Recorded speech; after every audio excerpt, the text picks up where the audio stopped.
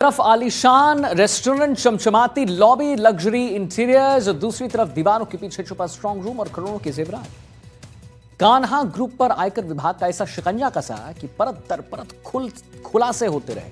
100 करोड़ से ज्यादा की बेहिसाब संपत्ति मिलने की संभावना, 33 ठिकानों पर नॉन स्टॉप सर्च ऑपरेशन और टैक्स चोरी के पैसे को लग्जरी होटलों में खपाने का शक। क्या कान्हा ग्रुप ने बनाई थी सफेद कारोबार की आड़ में काले धन की साम्राज्य? चलिए देखते हैं, आपको दिखाते हैं हम सनसनीखेज रेड की पूरी कहानी।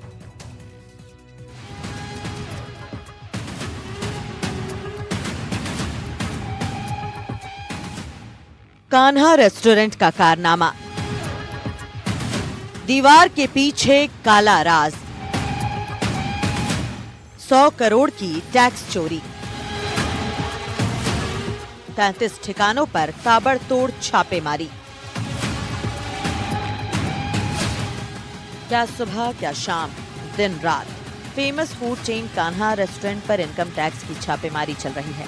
एक साथ 33 लोकेशन पर छापेमारी, ऑफिस, होटल और उससे जुड़े ठिकानों पर टीमों की रेड चल रही है। कंपनी पर लंबे समय से टैक्स चोरी और फर्जी निवेश की शिकायतें मिल रही थी। जैसे जैसे सर्च आगे बढ़ा, वैसे वैसे खुलासे चौंकाने वाले होते गए। दीवार के पीछे छुपा एक गुप्त स्ट्रांग रूम, जिसे बाहर से पहचान पाना लगभग नामुमकिन था।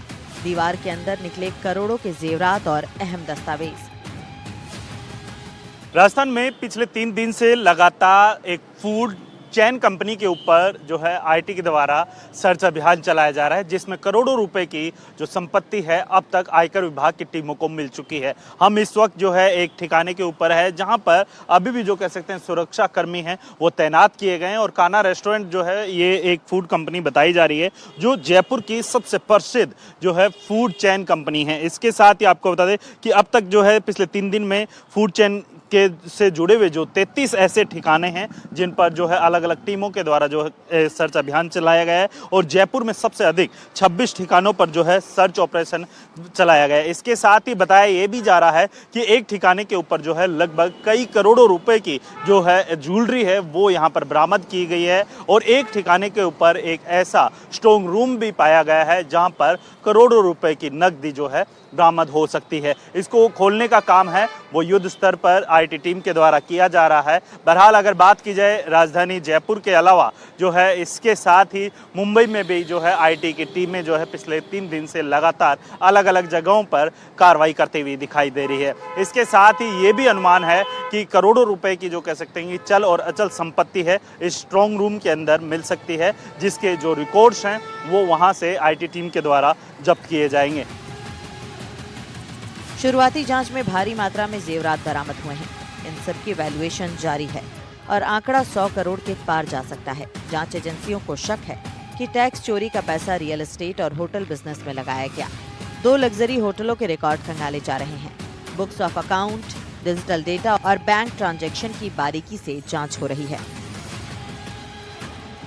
कान्हा ग्रुप का नाम अब तक फेमस फूड चेन कारोबार के लिए जाना जाता था, लेकिन इस रेड के बाद सवाल खड़े हो गए हैं। क्या ये बिजनेस मॉडल था या फिर मनी लॉन्ड्रिंग का जाल?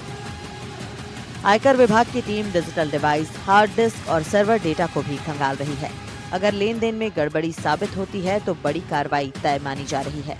कान्हा ग्रुप के कुल 33 ठिकाने पर कार्रवाई चल रही है। इस मेगा रेड में राजस्थान और मुंबई के कई शहर शामिल हैं, जिसमें जयपुर के 26, उदयपुर के 2, कोटा का 1, श्रीगंगानगर 1, करौली 1, हिंडौन 1 और मुंबई के 1 ठिकानों पर इस कार्रवाई को अंजाम दिया गया। लेकिन सवाल ये है कि क्या यह सिर्फ शुरुआत है? क्या और भी बड़े नाम इस जांच के दायरे में आएंगे? जैसे जैसे जांच आगे बढ़ेगी वैसे वैसे खुलासे और बड़े हो सकते हैं। दीवारों के पीछे छुपे राज अब बाहर आ रहे हैं। कान्हा ग्रुप पर आयकर का शिकंजा कस चुका है। 100 करोड़ की गूंज और लग्जरी होटलों तक पहुंचती जांच। ये कहानी सिर्फ एक रेड की नहीं बल्कि उस सिस्टम की है जहां चमक के पीछे छुपा होता है अंधेरा। फिलहाल आयकर विभाग की कार्रवाई जारी है। राजस्थान की प्रसिद्ध फूड चैन कान्हा रेस्टोरेंट के ऊपर पिछले 3 दिन से लगातार आईटी टीम के द्वारा जो है यहाँ पर छापेमारी की जा रही है। और इस छापेमारी के अंदर कई अहम दस्तावेज हैं वो आईटी टीम को मिले। इसके साथ ही सबसे अधिक जो आईटी की रेड है वो जयपुर के अंदर मारी गई है, जिसके अंदर जो है यहाँ पर जो कान्हा रेस्टोरेंट है उनके जो अलग अलग ठिकाने हैं उनके ऊपर जो है ये कार्रवाई देखने को मिली। और इस कार्रवाई के दौरान जो है कई डिजिटल लेन देन और दस्तावेज जो है यहाँ पर IT टीम के द्वारा बरामद किए गए हैं। इसके साथ ही लगातार कार्रवाई है वो जारी है। और आप मेरे पीछे जो तस्वीरें देख रहे हैं, जो घर है, इसमें IT टीम के द्वारा जो है कार्रवाई की जा रही है। और बताया ये भी जा रहा है कि अभी कई अहम खुलासे हैं वो हुए हैं और वित्तीय लेन देन की अनियमितताओं के चलते जो है ये कार्रवाई यहाँ पर IT टीम के द्वारा की गई है। बहरहाल पिछले 3 दिन से लगातार जो है यहाँ पर कार्रवाई लगातार जारी है और इस कार्रवाई के अंदर कई अहम दस्तावेज और कई खुलासे जो है IT टीम के द्वारा किए जा रहे हैं। जयपुर से वीरेंद्र सिंह शेखावत, NDTV। जल का सपना, लेकिन क्या इस सपने पर भ्रष्टाचार का दाग लगा है? राजस्थान में जल जीवन मिशन के नाम पर 960 करोड़ का बड़ा खेल सामने आया। 960 करोड़ फर्जी टेंडर, फर्जी दस्तावेज और अधिकारियों की मिली भगत का सनसनीखेज खुलासा हुआ है। हर घर जल के नाम पर पाइपलाइन बिछी, लेकिन क्या उसी पाइपलाइन में बैठे हैं पैसे निकलने वाले मगरमच्छ? एक रिपोर्ट आपको दिखाते हैं।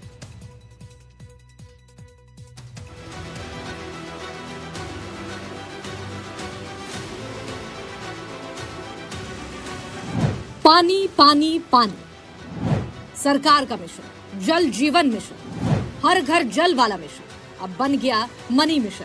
अधिकारियों ने बनाया JJM को मनी मिशन। पैसा गया, पानी नहीं आया। केंद्र सरकार दावा करती है कि भारत पानी के लिए संघर्ष से निकलकर हर घर नल के युग पहुंच चुका है, लेकिन सरकार के दावों पर सपने लगा भ्रष्टाचार करना। राजस्थान में जल जीवन मिशन के नाम पर 960 करोड़ का बड़ा खेल सामने आया है। फर्जी टेंडर, फर्जी दस्तावेज और अधिकारियों की मिली भगत का खुलासा हुआ है। देश भर में चल रही केंद्र सरकार की महत्वाकांक्षी कार्यक्रम जल जीवन मिशन का मकसद था हर घर तक नल से जल पहुंचाना, लेकिन राजस्थान में इस मिशन के नाम पर 960 करोड़ रुपए का घोटाला उजागर हुआ है। राजस्थान में हर घर नल मिशन पर 960 करोड़ के घोटाले का काला धब्बा लग चुका है। फर्जी टेंडर, मिली भगत और सरकारी खजाने पर डाका, इन तरीकों से पैसे निकलने वाले मगरमच्छों ने सरकारी खजाने को चूना लगा दिया है। राजस्थान में हर घर जल के नाम पर पाइपलाइन बिछी, लेकिन क्या उसी पाइपलाइन में बैठे हैं पैसे निकलने वाले मगरमच्छ? राजस्थान में जल जीवन मिशन के तहत करोड़ों के टेंडर जारी हुए, लेकिन सवाल ये है कि क्या टेंडर प्रक्रिया पारदर्शी थी? घोटाला, फर्जी दस्तावेज, मिली भगत, ओवर रेटिंग, क्वालिटी में समझौता किया गया।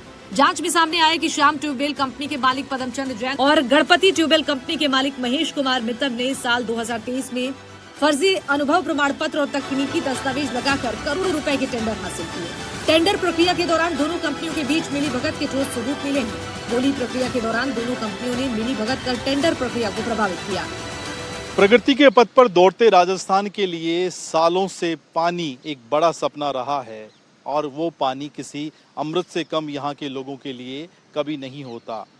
जल जीवन मिशन योजना का मकसद भी यही था कि राजस्थान के दूर दराज के वो इलाके जहाँ पर महिलाएं बरसों से दूर दराज के इलाकों में पानी का घड़ा मटका सर पर रख कर लाती थी, उनको इस परेशानी से निजात मिल सके, पानी का नल उनके घर तक आए।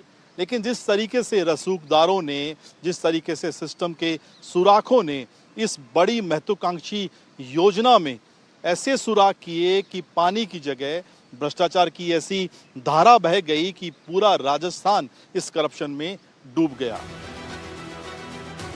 जांच एजेंसी राजस्थान ACB दस्तावेज खंगाल रही है। टेंडर से लेकर भुगतान तक की पूरी चेन जांच के दायरे में। टेंडर जारी, technical approve, financial clearance, work order, payment release. क्या हर स्तर पर निगरानी थी या हर मोड़ पर बैठा था एक एक मगरमच्छ? उम्मीद थी कि रेतीले धुओं में नलों से पानी टपकेगा और हर घर जल का सपना सच होगा।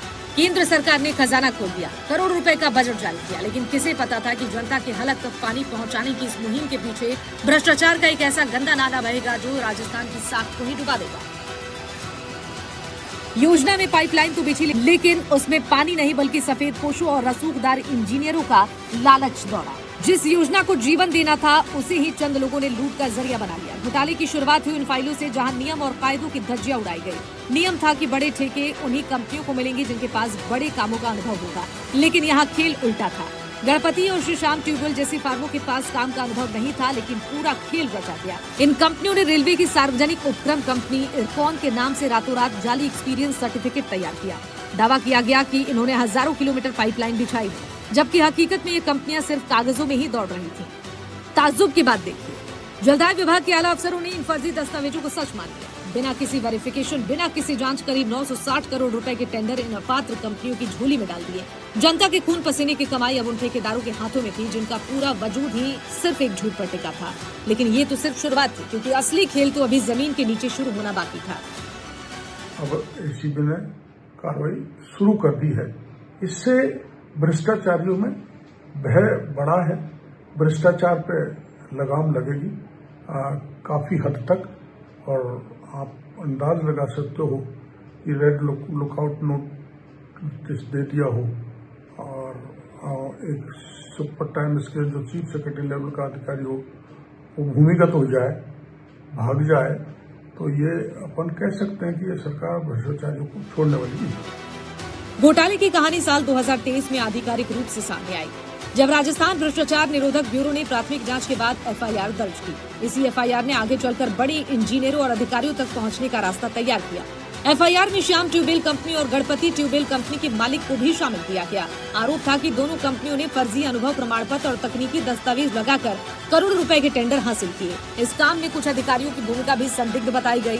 जांच एजेंसी ने दस्तावेजों को जब्त किया, अधिकारियों से पूछताछ की और संबंधित फाइलों की तकनीकी जांच शुरू की। उसी दौरान कई अधिकारियों को नोटिस जारी किए गए और विभागीय स्तर पर निलंबन की कार्रवाई शुरू हुई। जैसे जैसे जांच बढ़ी, जांच की आंच तत्कालीन सरकार तक पहुंच गई। पूर्व मंत्री से लेकर एडिशनल चीफ सेक्रेटरी भी रडार पर आ गए। हर कोई इस जांच के घेरे में आ गया। छापेमारी में मिले दस्तावेज चीख चीख कर कह रहे थे कि सिर्फ एक लापरवाही नहीं, बल्कि जनता की प्यास पर डाका डालने की एक सोची समझी साजिश थी।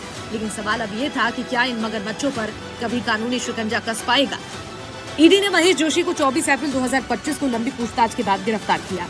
महेश जोशी तत्कालीन कांग्रेस सरकार में जलदाय मंत्री थे और उन पर जल परियोजनाओं के टेंडर में अनियमितताओं और रिश्वतखोरी का आरोप है। महेश जोशी के खिलाफ पीएमएलए एक्ट के तहत केस को मंजूरी मिली है। ईडी ने जांच के दौरान महेश जोशी और उनके करीबियों की लगभग 47 करोड़ की चल और अचल संपत्तियां कुर्क की हैं। जांच एजेंसी ने एक पूरक चार्जशीट पेश की है, जिसमें जोशी और उनके बेटे रोहित और अन्य सहयोगियों पर भ्रष्टाचार का पैसा शेल कंपनियों में निवेश करने का आरोप लगाया गया। इस मामले में राजस्थान की भ्रष्टाचार निरोधक ब्यूरो भी सक्रिय है। हाल ही में फरवरी 2026 में इस घोटाले से जुड़े कई अन्य अधिकारियों को गिरफ्तार किया गया। एसीबी ने राजस्थान, दिल्ली, बिहार और झारखंड समेत 15 ठिकानों पर छापेमारी की। राजस्थान एसीबी की विशेष जांच टीम ने कार्रवाई की। 9 वरिष्ठ अधिकारियों को गिरफ्तार किया गया और बाद में मुकेश पाठक को पकड़कर कुल गिरफ्तारियों की संख्या 10 हुई। गिरफ्तार अधिकारियों ने विभागीय इंजीनियर और वरिष्ठ स्तर के अधिकारी शामिल थे।